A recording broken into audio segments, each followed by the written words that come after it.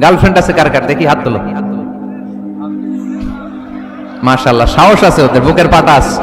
হাত দাও বেটা। এই গার্লফ্রেন্ড বয়ফ্রেন্ডের সাথে আমাদের কোনো সম্পর্ক? আমরা বিয়ে করব। কি করব?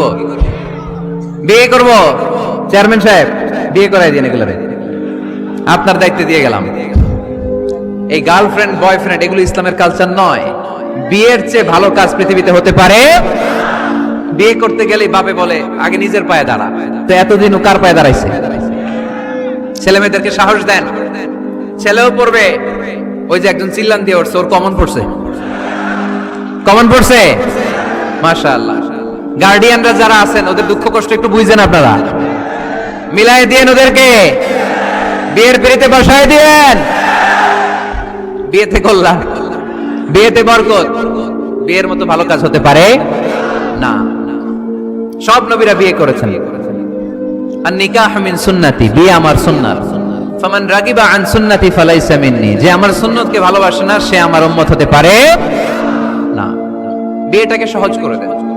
যেই সমাজে বিয়ে সহজ ওই সমাজে জিনা কঠিন, তাই না? যেই সমাজে জিনা সহজ ওই সমাজে বিয়ে কঠিন।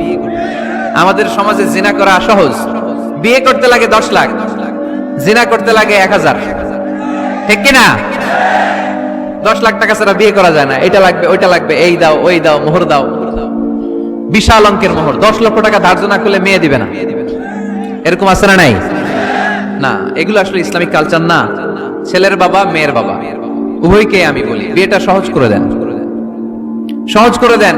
ছেলে পড়াশোনা করুক, সমস্যা নাই, মেয়েও পড়ুক, কিন্তু তারা পবিত্রভাবে তাদের সম্পর্ককে মেনটেন করুক, ঠিক কিনা?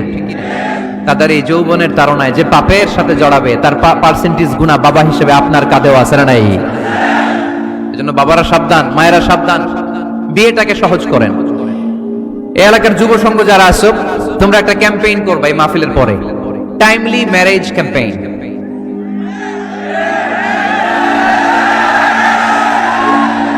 Timely marriage campaign. সময় মতো বিয়ে দিতে হবে, দেরি করা যাবে। বাপ মা বুঝে না, একজনকে হুজুর আব্বাই বুঝে না। গার্ডিয়ান যারা আছেন একটু সদয় হন। ওরা যে পাপের সাথে, পাপের রাস্তা যে ওরা চিনে যাচ্ছে, পাপের পথে যে জড়িয়ে যাচ্ছে, আল্লাহর সুপ্রিম কোর্টের কাঠ গড়ায় আসামি করে আল্লাহ সেদিন আপনারে দাঁড় করাবে। আল্লাযীনা হুম লিফুরুজিহিম হাফিজুন, দে গার্ড देयर প্রাইভেটস। মুকদ্দামাতুল হারামে হারাম, এট এ গ্ল্যান্স। একটা নারীর দিকে চোখ পড়ে যাওয়া এটা হারাম না, কিন্তু এই চোখ পড়ার কারণে এটা জিনার দিকে নিয়ে যাবে, এজন্য এটাকেও হারাম করেছে কে? মুকদ্দামাতুল হারামে হারাম। এই নজরটা বড় খারাপ। আর নাযার সাহামুন মাসমুমুন মিন সিহামি ইবলিস। এই নজর হচ্ছে শয়তানের বিষ মাখানো তীরের মধ্যে থেকে একটা ভয়ঙ্কর তীর। এই তীর দিয়ে শয়তান যুবক আর যুবতীদেরকে কাবু করে ফেলে। আমরা শয়তানের হাতে ধরা দিতে চাই না, আমরা বিয়ের মতো পবিত্র বন্ধনে আবদ্ধ হতে চাই, ঠিক কি না?